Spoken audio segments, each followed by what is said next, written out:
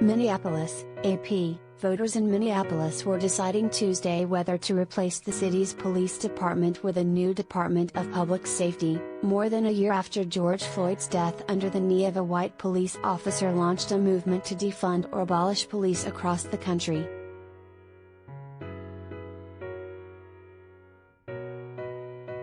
Democratic Mayor Jacob Frey was also in a tough fight for a second term, facing a bevy of opponents who have attacked him for his leadership in the wake of Floyd's death.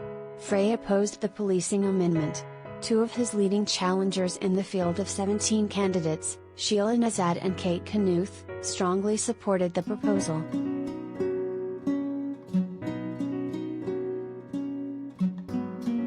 Minneapolis voters were also deciding whether to replace the city's unusual weak mayor, strong council system with a more conventional distribution of executive and legislative powers that would give the mayor clearer authority over day-to-day government operations.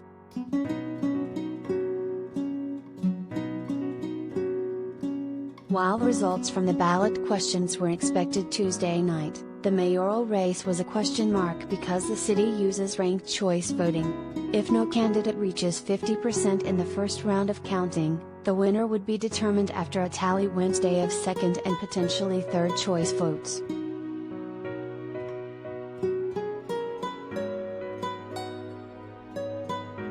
The future of policing in the city, where Floyd's death in May 2020 launched a nationwide reckoning on racial justice, overshadowed everything on the municipal ballot. The debate brought national attention to the election, as well as a river of out-of-state money seeking to influence a contest that could shape changes in policing elsewhere, too.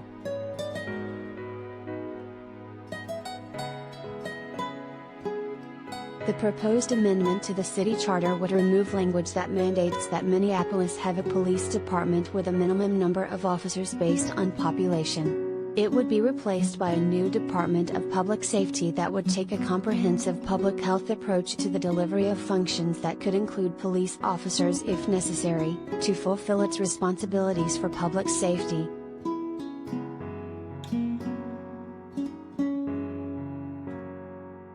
Supporters of the change argue that a complete overhaul of policing is necessary to stop police violence. They framed it as a chance to reimagine what public safety can be and to devote more funding toward new approaches that don't rely on sending armed officers to deal with people in crisis.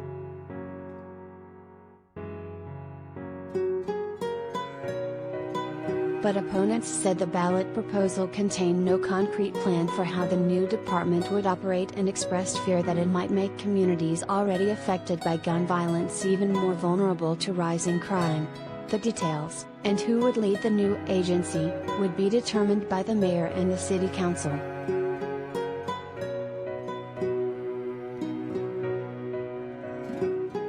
Two nationally prominent progressive Democratic leaders, U.S. Representative Ilhan Omar, who represents the Minneapolis area, and State Attorney General Keith Ellison, both supported the policing amendment. But some leading mainstream liberals, including Governor Tim Walz and U.S. Senators Amy Klobuchar and Tina Smith, opposed it and feared the backlash could lead to Democratic losses across the country in 2022.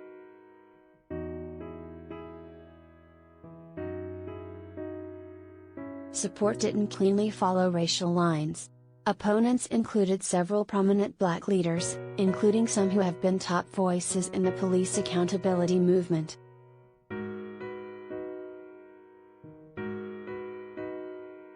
Minister John A. Bates, a spokeswoman for the pro-amendment campaign, told reporters Monday that even if the proposal fails, the activists behind it have changed the conversation around public safety.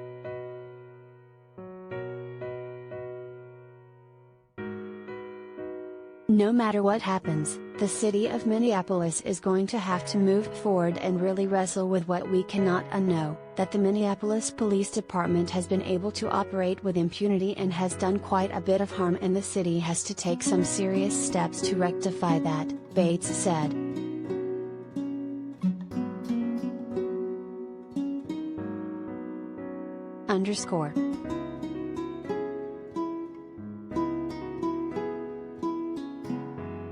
Muhammad Ibrahim is a core member for the Associated Press/Report for America State House News Initiative. Report for America is a nonprofit national service program that places journalists in local newsrooms to report on undercovered issues.